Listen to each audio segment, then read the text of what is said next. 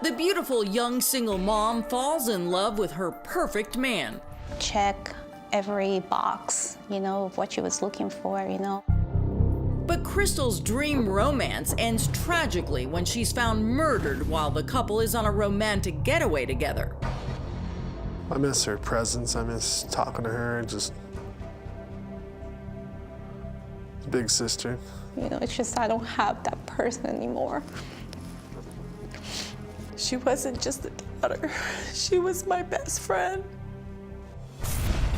Now her grieving mother, Josephine, a former detective, turns back into a sleuth to join the manhunt for Krystal's killer. I decided to take matters into my own hands. And Josephine uncovers vital new clues that help homicide investigators zero in on the man wanted for Krystal's murder. So you welcome her help? Absolutely. Krystal Mitchell, just 30, looked more like a movie star than a divorced mother raising 2 young children on her own. And to know her was to love her. There was something about her. She always just had a way with people and cheering them up and encouraging them with her personality. She walks in the room and the mood changed. She was so funny and so beautiful and so friendly, Smart and successful too. She just continued to grow in her profession. Real estate, working as a property manager in Phoenix, Arizona, while preparing to become a licensed broker. She was a go-getter, but she had her own mind and her own idea of what things should be like. And that applied to all those male admirers who'd pursued the brainy beauty all her life. Krystal's brother Brian remembers having to scare boys away from Krystal while growing up together in Vancouver, Washington. I mean, yeah, guys are always interested. My friends knew not to talk about her growing up, so, at least I had that covered. Right. Yeah. Don't talk about my sister that way. Exactly. And Krystal had learned how to deal with suitors on her own. She's used to people gawking at her and looking at her because she was a beautiful woman. Then one guy gawking at Krystal at a property she managed caught her attention. So she had told me that, yeah, there's this guy moving in and he keeps staring at me, Mom. And I said, well, you better be careful, watch out. Krystal did watch out, and she liked what she saw. She was so like, hey, this guy came to the apartment complex and, we talk for a long time. He seems pretty nice. A 32-year-old insurance salesman named Raymond McLeod, commonly known as RJ, who was just Krystal's type, a buff, rugged-looking bodybuilder and former Marine recruiter. She told me that she was physically attracted to this guy. I mean, she liked, tall, big guys. I mean, this guy checked every box, of what she was looking for. And like Krystal, RJ said he was divorced with a child about the same age as her kids. She thought that, he may be looking for something more stable. Krystal's best friend Diana Olivares says RJ also had a spotless record. She told me, hey, I'm good. He passed 2 background checks, so this guy is clean and, he has a good job. She told me, I feel that I can be myself with this guy. I feel protected.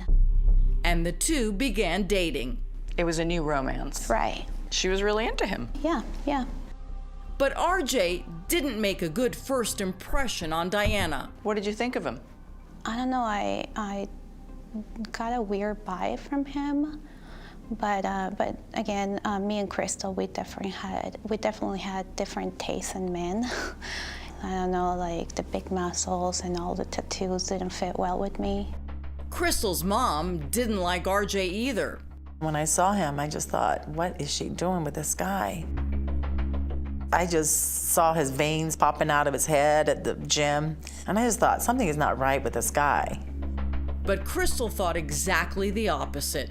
There was nothing he could do wrong. But there was something wrong with another man she knew, and Josephine says Krystal had told her just days before her death that he appeared to be much more of a threat than RJ. Well, she was telling me she had an ex that was bothering her. She says Krystal was so alarmed that new boyfriend RJ came to her rescue. And she says, you know, he loaned her a gun to protect herself. Just days before she'd be murdered, Krystal had confided something very troubling to her new boyfriend RJ and her mother. Well, she was telling me she had an ex that was bothering her. And Josephine says it was giving Krystal nightmares. And she says, Mom, you know, there's a big snake that's chasing me around. Krystal was afraid and told her mom that new boyfriend RJ feared for her safety too.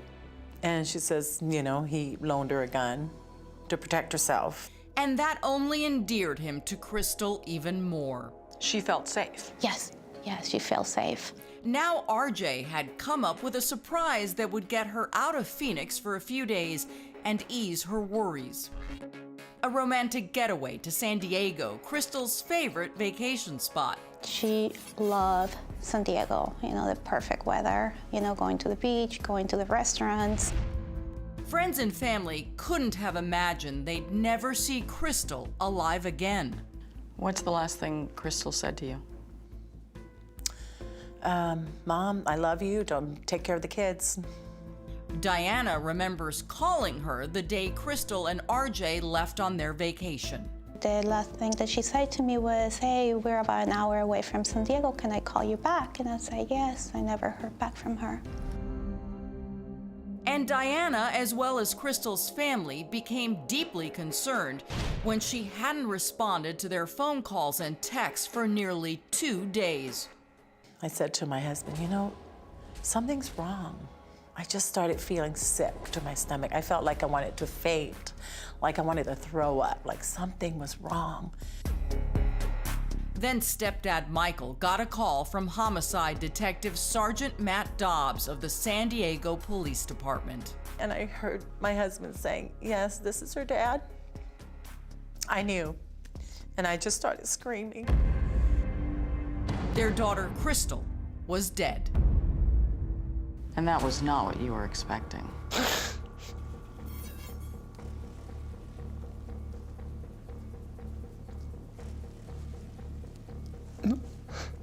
What a terrible message. Yeah. Josephine woke Krystal's best friend Diana early in the morning with the shocking news. And she was just crying on the phone, and she kept saying Krystal, and I was like, Krystal is dead, and it just didn't click. I was like, what are you saying? And she was telling me Krystal is dead, and I was like, how? Sergeant Dobbs says friends Krystal and RJ were staying with had found her lying lifeless in a bedroom in their home. There was obviously signs of a struggle inside the room. However, I can't release any details of what we found or the cause of death at this time. Why? That's part of the investigation information that we like to hold back. It allows us to vet information that we get in from potential witnesses or even with the interview of the suspect in the future date. Well, there have been reports that Krystal was strangled to death. I won't comment on that at this time. But Sergeant Dobbs alleges Krystal's killer was boyfriend RJ, who was nowhere to be found. So did he become suspect number one? Yes, he was immediately a person of interest in the case, and then very quickly as the investigation unfolded, he became the prime suspect. Can you give me a little bit more information on how he got away? It appears that he took Miss Mitchell's car, which was later recovered at the San Diego International Airport, and we later learned that Mr. McLeod rented a car from the airport and drove into Mexico. Baffled investigators are still trying to find a potential motive for Krystal's murder, although Krystal's mother believes the buff bodybuilder may have been taking steroids that can sometimes trigger violent behavior. But that theory has not been substantiated. Sometimes people that are in that lifestyle will use steroids, we don't know. Murder charges were filed against RJ, and the U.S. Marshal's Office issued a wanted bulletin that after days turned into months. With no leads on his whereabouts, Josephine's patience ran out.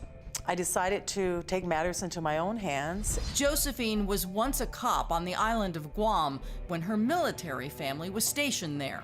I used to be a detective when I was younger. So Josephine called on her law enforcement skills to launch her own investigation of her daughter's murder.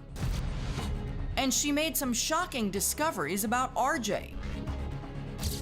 Among them, that he had a rap sheet for 2 domestic violence cases, even though Krystal's family says she had run 2 background checks on him that had come up clean.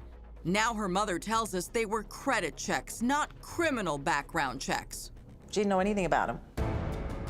RJ's latest arrest for domestic violence was just last year, only 3 months before Krystal's murder. He was charged with assaulting his second wife in Riverside, California. He pleaded not guilty and was released on $50,000 bail. And Josephine issued her own wanted poster of RJ on Facebook. And then it just went viral. We were getting phone calls, I was getting contacted left and right. It just didn't stop day and night. Krystal's mom received reports that he'd been seen crossing the border into Belize, where several people said they'd seen him. One guy said, oh, I met him at the bar and we had a drink. A gal called me up, she says, I'm a bar owner here at the beach. And this man was at my bar, and it was one story after the other after the other. As a result, a bail bondsman is hunting for RJ in Belize and working with San Diego police, who have now been able to tighten their dragnet for their fugitive. We've also been given information from Krystal's mother, and we followed up on those as well. And Sergeant Dobbs calls her investigative work invaluable. It's absolutely helped, and I would do the same thing if it were my child. Oftentimes, people will be more responsive to a grieving mother asking for help than for a law enforcement organization. Nobody is more proud of her than Krystal's hurting family and friends. Do you feel that your mother's skills as a former detective are going to help find your sister's killer? Absolutely. I know they will. My mom's second to none, and she has a way of proving that over and over again. Josephine, it's amazing. She's a very strong woman. She amazes me. How would you sum up your wife's detective skills? Just amazing.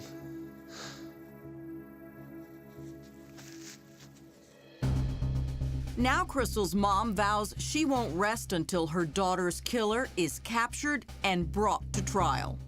If only for the sake of Krystal's young son and daughter, who are now being raised by Josephine and husband Michael. And so I had to sit down and say, okay, I gotta tell you that a bad man killed your mom. And so I feel obligated to those 2 kids now to bring justice, because they know there's a bad man running around out there that killed their mom.